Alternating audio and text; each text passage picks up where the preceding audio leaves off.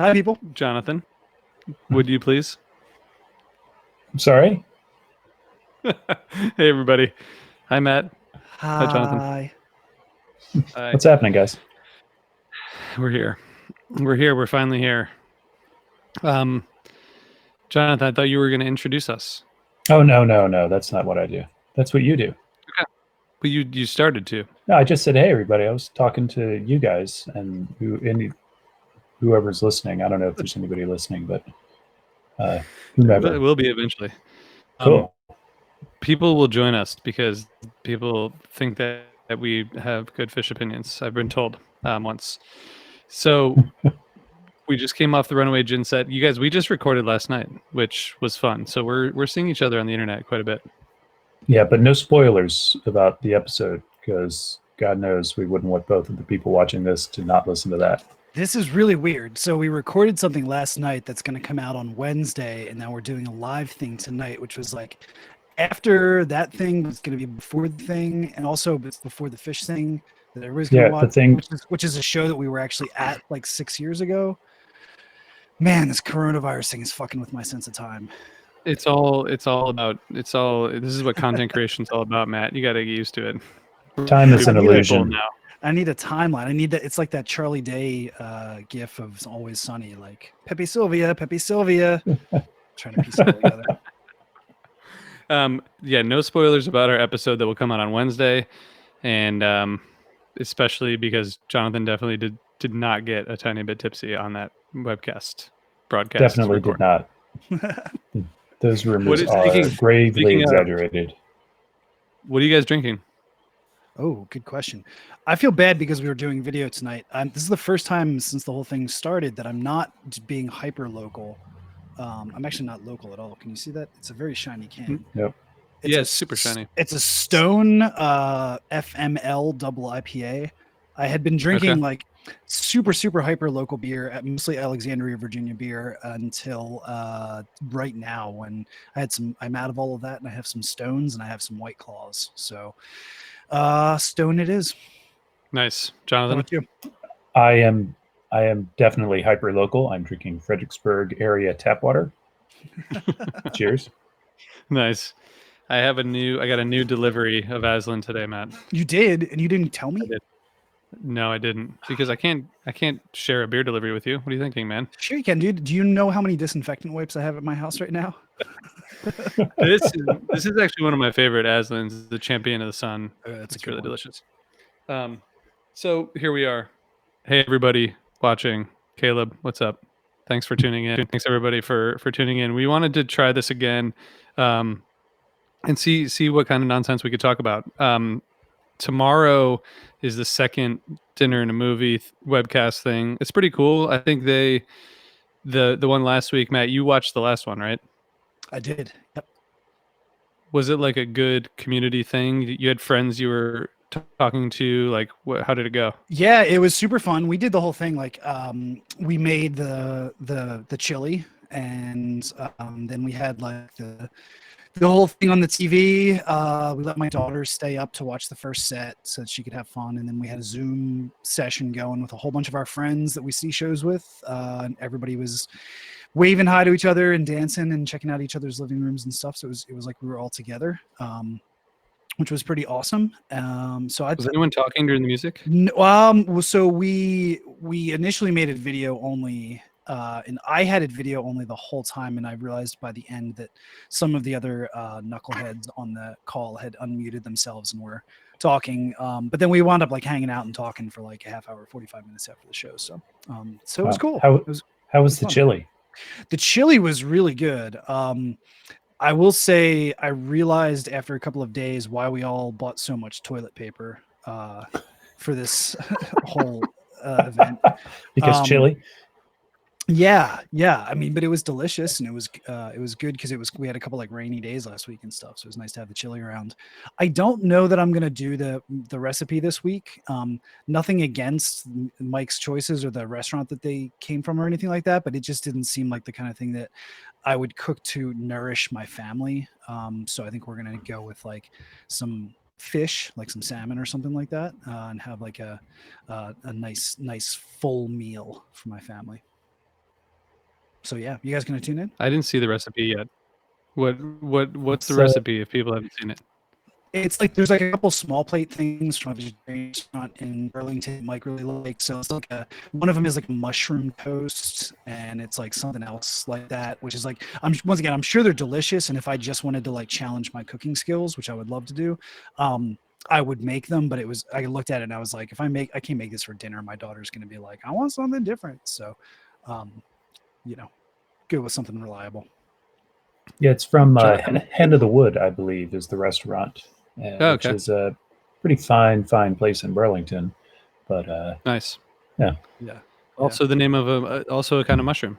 yes, Yes. There's something related. Jonathan, watch it. maybe. I mean, I did just listen to it, and that's probably the first time in 6 years. So maybe I'll wait another 6 years. I don't know. Yeah. Maybe I'll watch it. We'll see what's up tomorrow.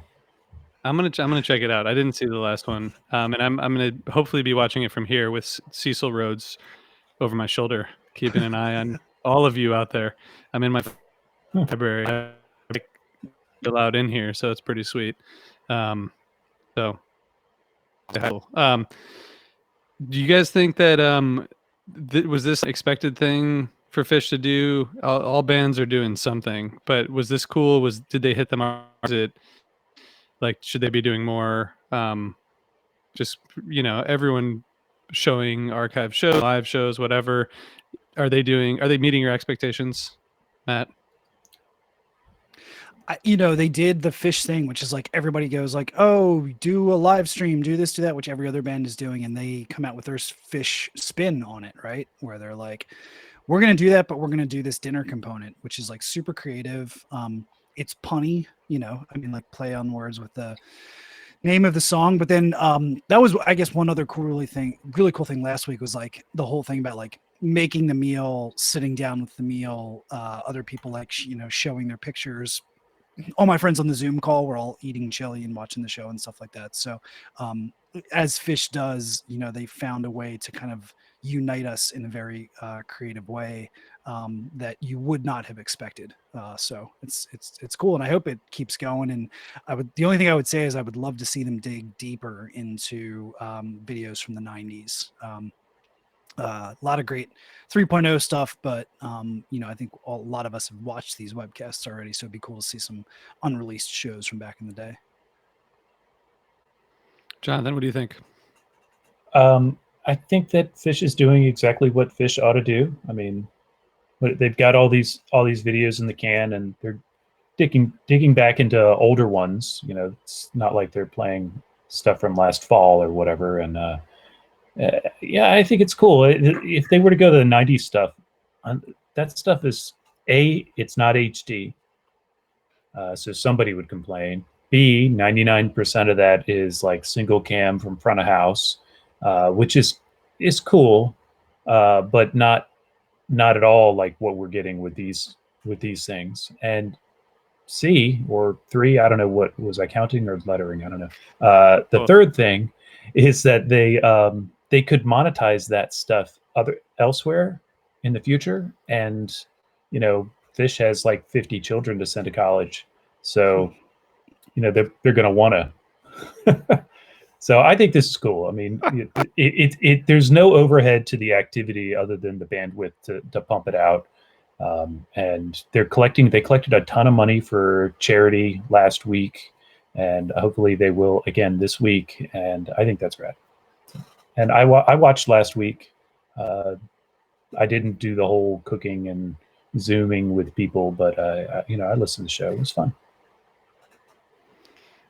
Matt, what's brief spend a stream Zoom because you can kind of have people on without talking, because we've been talking about that, doing something during the show. I don't think we would want to do it because we'd have to talk, because that's what we do. But was having a Zoom on good? Would you recommend that? It's fun. Yeah, it just adds a little something. I mean, in terms of connection with your friends, like a lot of the people that were on there. It's the people that we were all with in Mexico, right? Who live all across the country and don't get to see them all the time. And a lot of us had done like a dance party thing, like a week before, which is same kind of thing. Listen to music, wave at each other in the camera, feel connected, kind of thing. So I think as much as people can do stuff like that, then we should do it. I mean, I think a lot of people are kind of just yearning for that, right? Like I was explaining to my wife the other night that like pretty much for my entire professional career, we've had the capability of doing like video chat meetings and nobody ever uses it.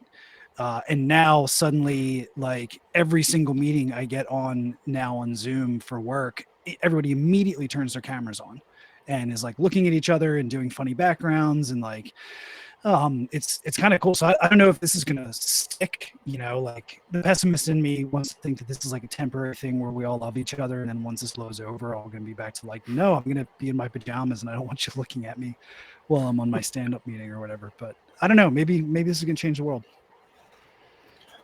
It seems like there's some kind of secret message for humanity that we haven't figured out yet. At least that's what I hope, for sure. Dude, like I said last week, I think Mother Nature is just telling us to chill the fuck out. Yeah. Oh, I thought the secret message was the left lane is for passing. Well, yeah, that too. Get the fuck out of the left lane. Jonathan, like, so there's you tipped me off to Riley's Patreon, right? Yeah. Last week, and a lot of artists are doing other things. The thing that it seems like Fish is doing dinner and a movie, and then Trey is just making videos every day, all day.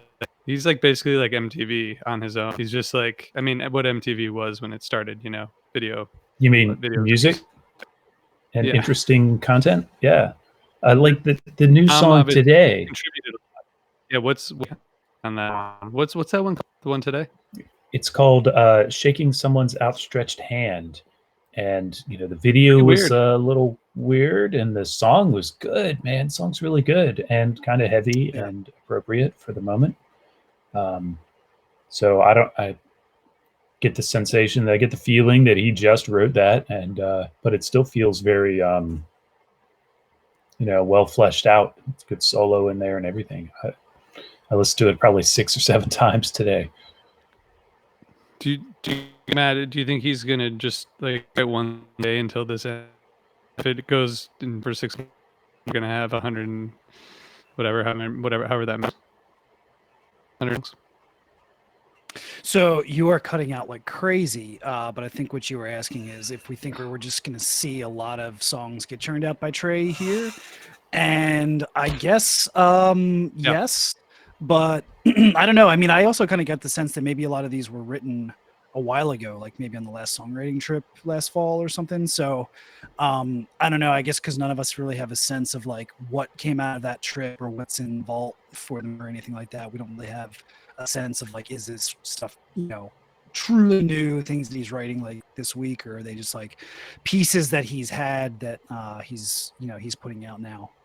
This one today, though, I don't know if you spent any time with it. This one feels very of the moment and topical. The other ones, they could have happened anytime in the past 6-9 months or whatever, but this one felt really today. Did we lose RJ altogether? I think we have him back. All right, well, he's welcome back anytime.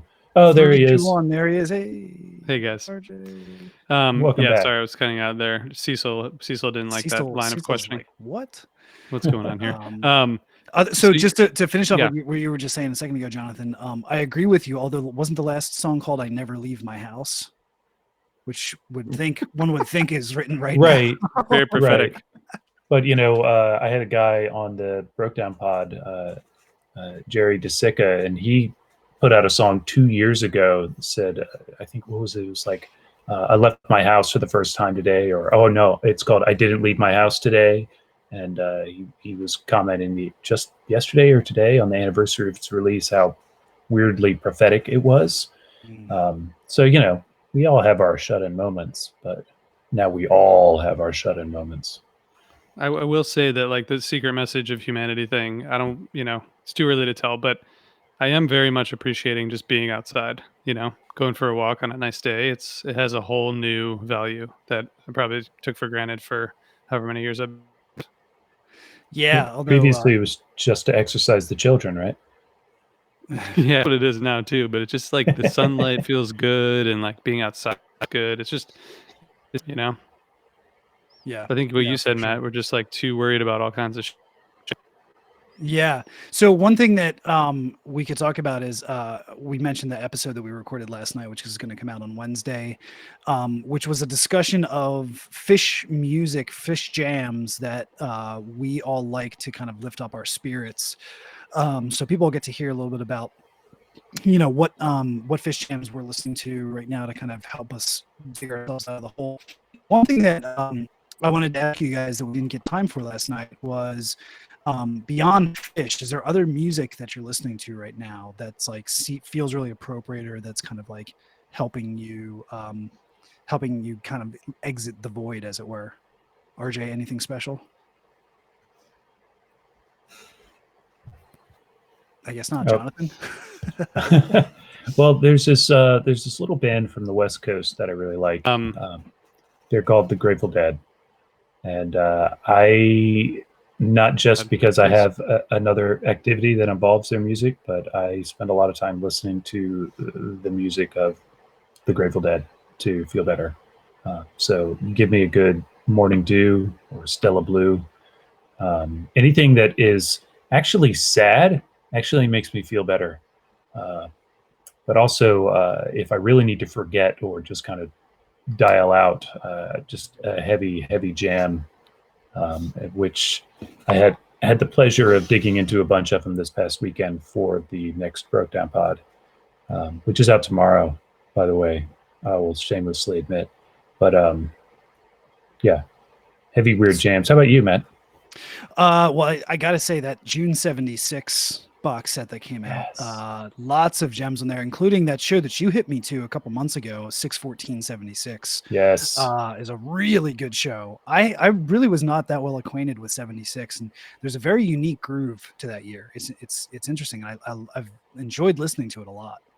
And there's actually, I mean, for 76, there's a couple different grooves. So if you go into the fall, it's quite different than stuff you hear on this box set in June. In June, they're playing small theaters, and it's really the first time back, and they're very tight.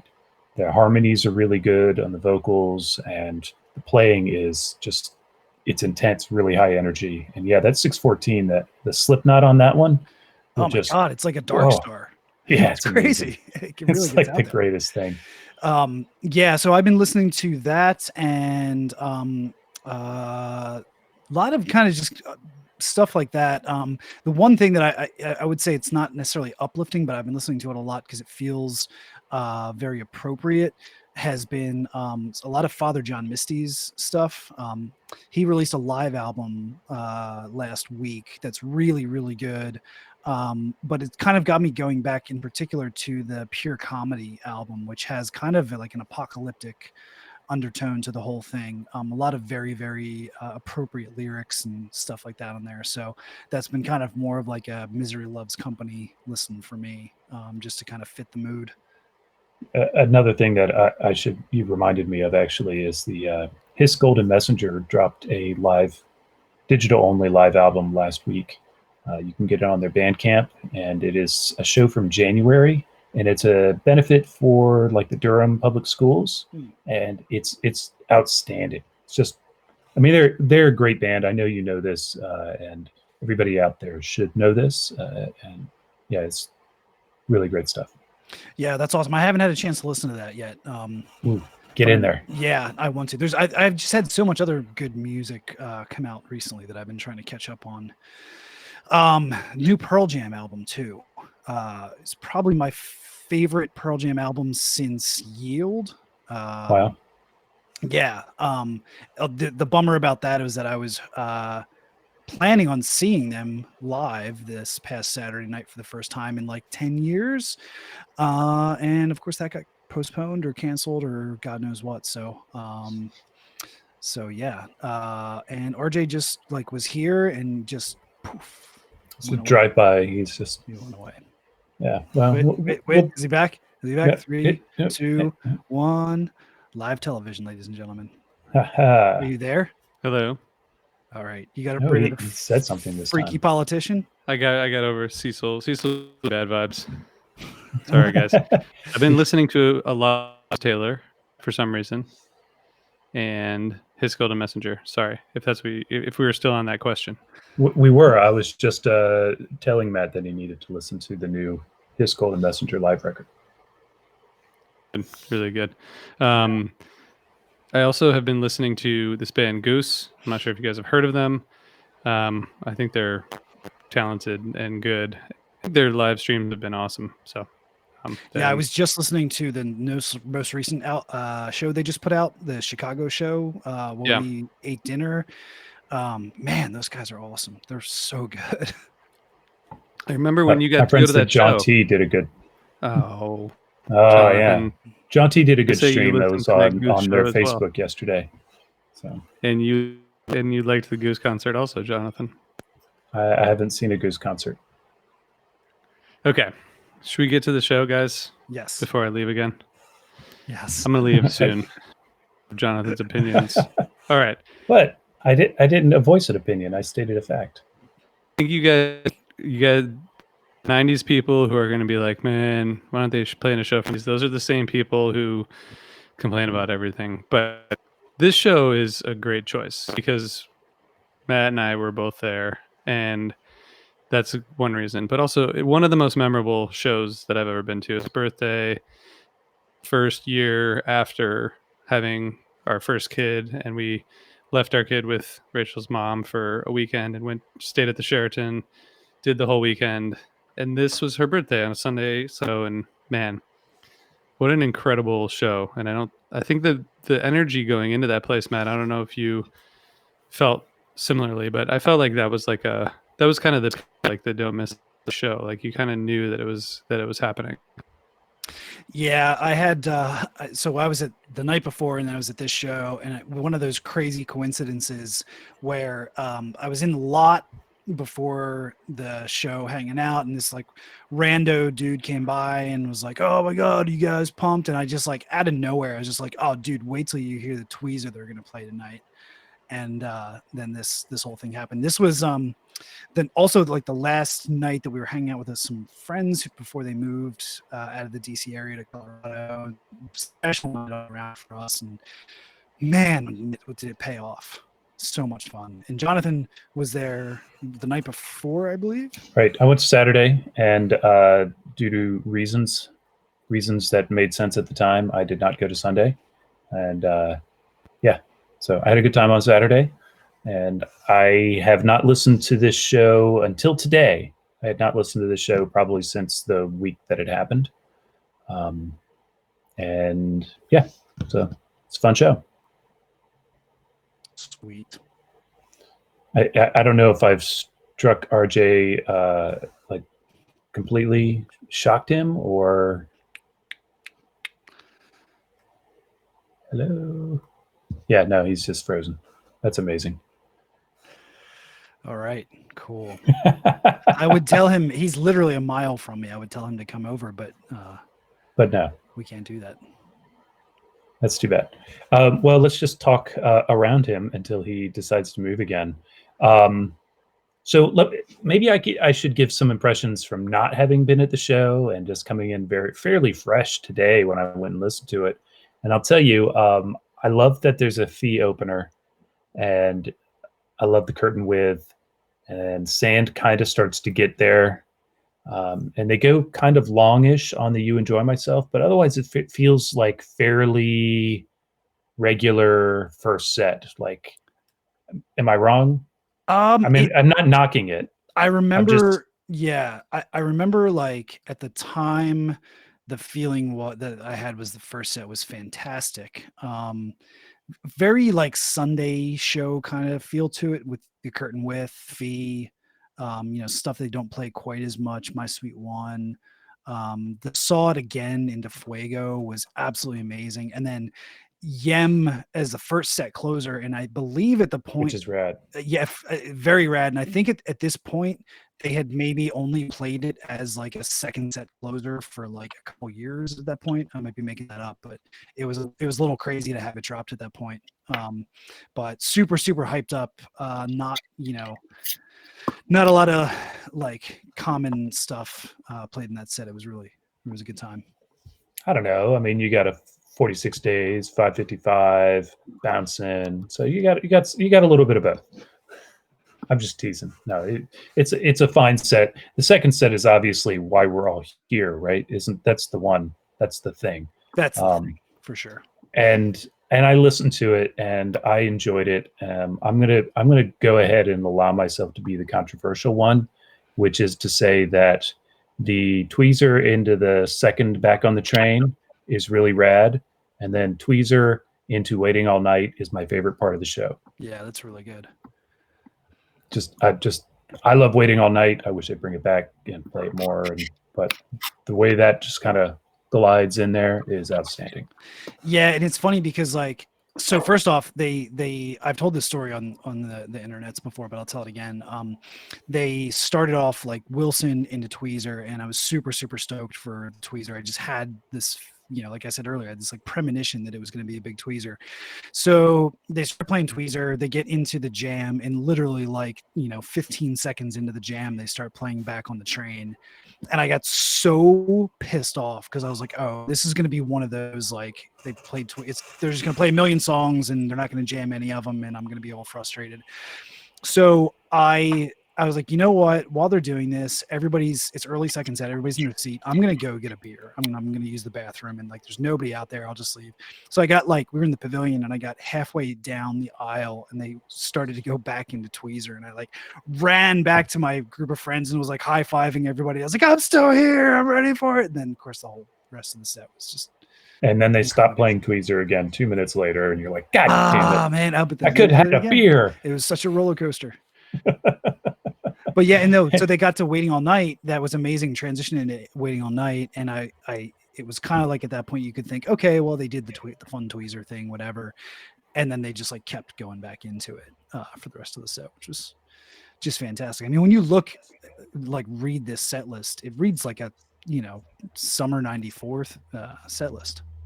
Yeah, well, when you read it like with the timings beside it, it's a lot like it's 2 minutes of this and then 7 minutes of this and then 3 minutes of that, and it's a lot more fluid than it reads on paper. I will say that it does flow better than you'd think it would without listening to it. I also got, because of listening to this today, I got the opportunity to explain to my wife and my son what the song Jennifer Dances was. My wife, who has seen Jennifer Dances but couldn't remember it, I said, well, there's a reason you don't remember it. It's because you never hear it in this house. And my son says, what's Jennifer Dances? I was like, you don't need to know. Did you play it? Sorry, just being shitty. RJ, can you hear us or speak to us at all? I see you blinking. Hi. Nods, waves. Hi. Can you guys hear me? You're a little quiet. A little bit. Hey guys. There we go. Good afternoon. How are you guys? I'm in Virginia. Talk to us about, anything you can about the first or second set. We'll take advantage of the fact that you're here right now. I think, it's interesting. I think we've talked about this on the podcast before, but this isn't a show that if I wasn't there that I would go back to maybe. Because there's not these like big long jams. It's like it's a little bit like it feels like if you're getting into a show to listen to a show, which I typically do while working or running or something, where it's like I want like a 20-minute thing or a 30-minute thing or a combination of a few 15-minute things. This is like, it's fun, but it's not like a show that I would go back to for the jams, obviously, because there aren't that many jams, right? Do you guys? They're not long ones, but they're doing some stuff. Yeah, there's a lot of stuff happening. I look at it as like the exact opposite. I'm like, look at this enormous big tweezer that has all these other little diversions in it, but it's all one big tweezer and lots of twists and turns and triumphant entries to songs and things like that. Yeah, I mean, this is one of my favorite shows that I was at, and I would totally listen to the shit out of it even if I wasn't there. Do you go back to it a lot? I haven't recently, but not for anything having to do with this show. It's probably been a couple of years since I listened to it, but if anything, I would say it was because I played it too much in probably the year or two after it happened. Yeah, makes sense. Wow. I'm just trying to drop some opinions here to mix it up, you guys. I'm just saying it's fun and interesting, but again, like I'm not sure I'd go. I don't put this show on that often. Maybe I'm missing something. You don't have to play the contrarian here. That's my job. But No, I know, but I'm curious. I want you guys to teach me something. Maybe I should start listening to it. Did you miss the part where I said I haven't listened to this show in 6 years? I heard that. Okay. It's like the Bomb Factory. Like I don't go back to the Bomb Factory that often. Like I remember getting the tape. But I used to. I had that one memorized. This one I do not. You still like every segue in the Bomb Factory, right? Because you listened to it so many times. It's sort of like this is what Fish does, which is awesome. But I don't know. Like I would like the night before this was okay, and actually it was the first time we hung out, Jonathan.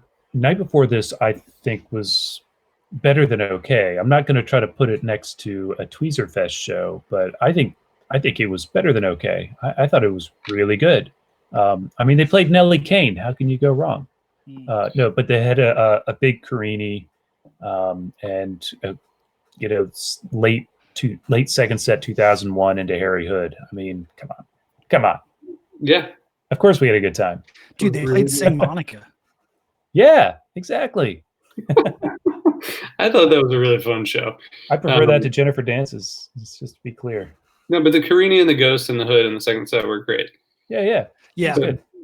This show going in, and sorry, I got cut off a little bit, Matt, but I know we were talking about the conversation you had in the parking lot.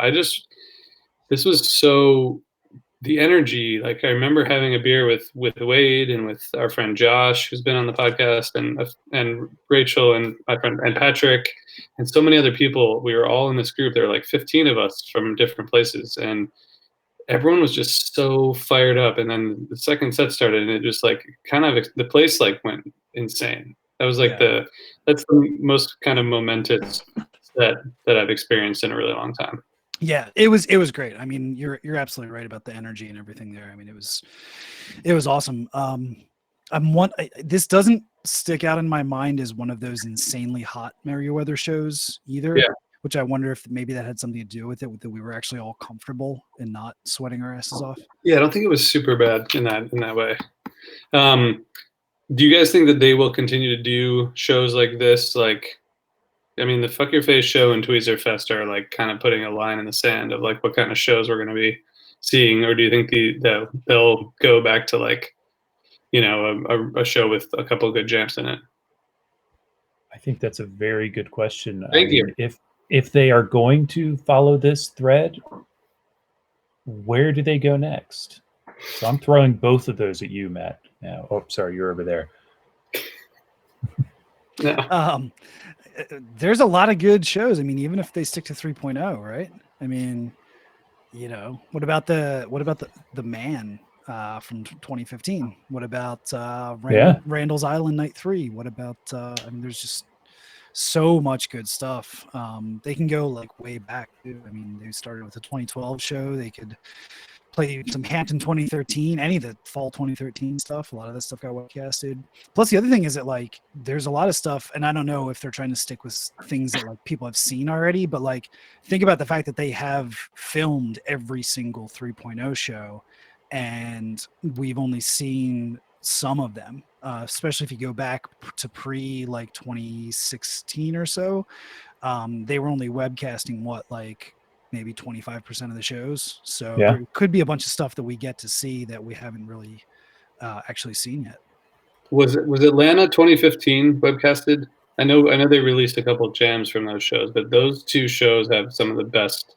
My favorite jams of 2015. I don't think so. I don't remember. But Kill Devil Falls, from the first Kill Devil Falls is great. Outrageous.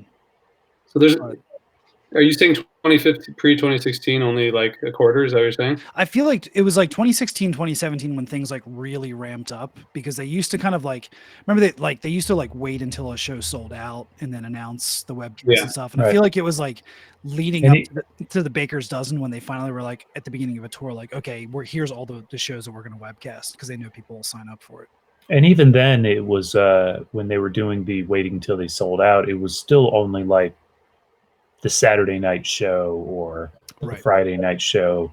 They weren't doing, or maybe a 2-night run. They weren't doing like every show. It's not like now where Yeah. you can buy all the tickets or you can buy all the webcasts. Guess which is cheaper? Don't. Wait, is there an answer? Probably. But yeah, but they were filming and they were throwing, particularly for the outdoor shows. They were filming and throwing everything on a screen there, and there's got to be tape of it. And yeah, can we get that Man Fuego, please? Yeah, Jonathan. So Caleb, who's watching, says Hampton 2013 night 3. That's okay. I think that's my favorite tweezer of 3.0. If not, it's up there in the top 2. It's above Tahoe and above some other ones. Jonathan, what is there a show at the top of your head? Is that That's a pretty good one, actually. I kind of would like to see November 1st, 2013. yeah, Push Bush and all that from the Makasupa, and I was at that show. It was wild, and I would like to see it again.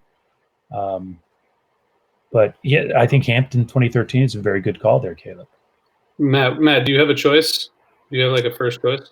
I mean, yeah, something from that fall 2013 tour would be pretty awesome. Although, I mean, I feel like Hampton and AC both got webcasted. So if I'm thinking something rare, like maybe something from summer 2015, like that Atlanta show that you mentioned that hasn't been seen previously. Yeah. Yeah. I'm going for 7/31/15. Yeah, but I didn't see the Hampton 2013 webcast because I was there. Oh, bro. Good one. No, but really, like for real, I haven't seen it. So let's watch it. Come on, Fish. I believe you. I actually remember our firstborn, Maya was just born, and I remember watching that webcast. And that tweezer, the first time I watched it, it made me tear up. And I think that was because I had a newborn, but also really what a beautiful. I feel like we talked about this last night with Feel Good Jams, but that was like a place that they hadn't been to in a while. Yeah, it was pretty great. That show was, of course, run was awesome. You hadn't slept for how many weeks? So Eddie freezes on that. How long can we hold it? No, let's until the viewer count drops. Wow. So cool. So, yeah. That should I let him back in or not? I don't know. He's staring at me from the bullpen, like, let me back in. Really? He's waving at me now. Go ahead. I mean, this is his podcast. When does the viewer count drop? Depends on how long we hold that pose. So man, we're down to 7 people. So just rounding out the show, the other thing that you forget about, I remember there was like a meme that circulated years ago, shortly after this show, where it was like Stefan from SNL. It was like, this show has everything: Tweezer Fest, bust outs, Fishman antics, Page antics. Like, you forget about the whole last. Talk about a fourth quarter, man. This is the exact opposite of a fourth quarter slump. They get fun. There's like a crazy jam out of NICU, and then the Jennifer Dances thing, which is like one of the funniest things that I've ever seen in my entire life. Yeah, and they properly jam into Hold Your Head Up. Yeah. For the transition to the Fisherman song, which is kind of cool and nowadays rare. Yeah. So they typically will decide to do it from a full stop. So that fourth quarter is awesome and fun, and I like I've been around a while, and I'm kind of thinking that's what I want to stay up to see tomorrow night, is to see what that looks like, because I won there. Oh, it was great. I mean, yeah, they had like a whole like organized dance that they were doing to get off the stage. So I mean, obviously to me, I just feel like the whole band was just like feeling it on this night. Page even cops to it. He's like, "We're having fun. This is fun." You know, Yeah. he talks about it. So it's true. We'll all have the fun tomorrow. It's gonna be fun. I just want to throw out 7/24/15 as another show, in case any of the handful of people who are watching are people who are making decisions about what show to webcast next, because that's a good one too. That's like not very. I don't listen to it that much, but it's really good. I had this idea, this one show. I don't know that people have seen video of this, but December 14th, 1995. If they want to just like fire that one up, I mean, I wouldn't mind that. I mean, that show would be all right. Yeah, they do have video from this.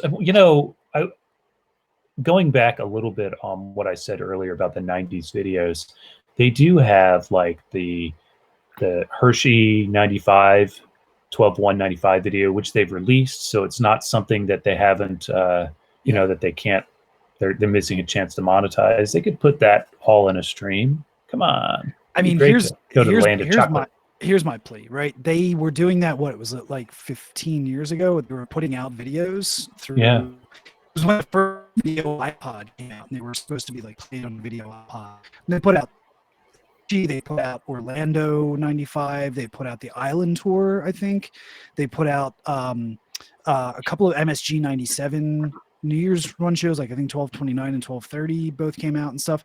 Like, where is that, man? Like, release videos, take my money. I will pay, even if it's SD single cam video. That has not stopped me from watching the Orlando Stash video on YouTube. Like, I'm not joking, probably 500 times. That's what you're doing at night when everyone else is sleeping. Yeah, man. I'm taking notes. I'm like, this is incredible. Dude, what the fuck is a video iPod? You don't remember the video me? iPod? Oh, dude. Oh my God. Youngster. I'm so young. Picture like an old scroll wheel iPod, but with a good size full color screen that showed videos. I think I already had an iPhone at that point, right? No, you this didn't. was pre-iPhone. This was pre-iPhone. It was like the little screen, but it was in color, and so you could watch music videos on it at very low resolution. iTunes sold The Office. Yeah. From season 2, they started selling The Office on iTunes, and they were like the #1 show on iTunes. That's really what made that show like. No shit. So, yeah. Video iPod, huh? Video iPod, man. I was still in grade school, so I don't remember, but I had one. That's fucking amazing. I had one too. You learn something new every time you join these podcasts, That's what we're here for. This is an educational show. Guys, what is... should we do any more, can we do any more predictions about stuff? Predictions are fun because they don't mean anything and no one knows anything. I predict that everything is canceled. I know Matt loves making uneducated guesses about stuff. So, I predict that Fish will come back on March 47th. Stupid. God, I don't want to go on tour then. Lousy Smarch weather. Smart weather. Shit, I really want to ask you guys a question that you can both answer, but now I can't. No, I just can't. Matt, what's the next Fish show you're going to listen to after this? Probably the stuff that we talked about last night, because I have to go and edit the episode that's going to drop on Wednesday. Spoilers. Damn it. What about you? Me? Yeah. I don't know. I probably won't listen to Fish again for another month. I have no idea, honestly. I will probably go random, or something will inspire me. I have no plans. It'll happen. If anyone wants to join me, I'm going to go on a summer 2015 review before the summer 2015 show From Dinner to Movie next week, which may not happen. But also, for anyone watching who hasn't seen the Tom remix "Skip the Goodbyes" with Trey and Anthony Crizon and his amphibian bandmates, it's pretty awesome. I still really love that video even after a day, which is a long time in our information environment. To still really like something after a day, it has to be really fucking good. Did you like that, Jonathan? I did like that. It's fun. Really, it just seemed cool. Matt, Are you, Matt, are you listening to anything else live or like artist DIY stuff or anything like that? We already did this. I know, Yeah, but dude, I'm come on. all right, will you send It's me for an the email? 3 people who just joined. Can you send me the email? What did I say earlier? I'm listening to a lot of Barry Manilow. Sorry, I meant like current stuff, like anyone doing live streaming stuff or like that kind of stuff. Oh, like other streams. Yeah. So to Amanda Shires with Jason Isbell thing they've been doing from their house, which is really cool. They play some nice covers and really cool stuff. I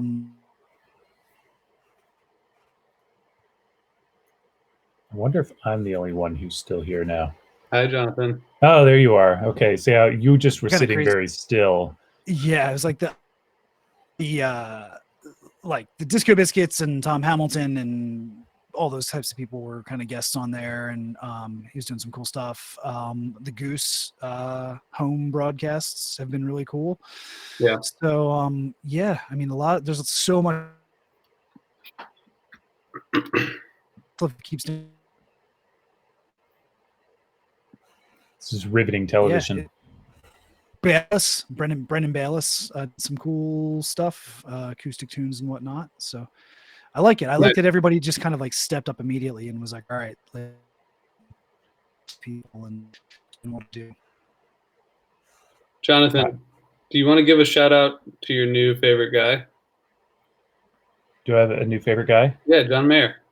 Oh, you're right. So yeah, for everybody, you guys, RJ is referencing a text I sent today where John Mayer, I guess, I don't know if it was today or yesterday, or whenever he did a great little thing on his Instagram, great song called, what was it? A drone shot of my yacht or whatever. I think that's what it's called. And it was just, he's making fun of David Geffen. He's like, dude, not now. Geffen posted a picture about being lamenting being isolated on his massive yacht around some islands that John Mayer's like, I don't even know where that is. Yeah. And, I thought it was really good. It was a great little song. John Mayer is awesome. Yeah, that amused the hell out of me. So, but otherwise, I know I just listened to a bunch of Pentangle this afternoon. I haven't really caught any of the streams that are going on because I'm doing this shit with you guys, or I'm like hanging out with my family. What are you gonna do? And he's frozen again. That's all right. You had your turn. Womp womp. All right, I'm kicking him off. All right. Man, he's gonna be so pissed. You're next. Okay, cool. Say your piece. All right, everybody, it's been nice knowing you. Listen to Broke Down Pod tomorrow because I got a great guest and a bunch of great music. And Matt, thank you for all your hard work on this. Oh, no, you're over there. All your hard work on this and the upcoming episode. And then that for HFPod, which will be out on Wednesday, everybody. So make sure you point your internet downloaders to the right place. And I don't know. That's all I got, Matt. What do you got? Go away. All right. So now it's just me. All right. Everybody have a good night. Enjoy the show, Dinner and a Movie tomorrow night. And enjoy HFPod, which comes out on Wednesday, as well as all the stuff that we just told you about. Let us know if you enjoyed this or if it was too stupid to be using your time this way. Everybody stay safe, look out for each other, and have a wonderful night. Thank you.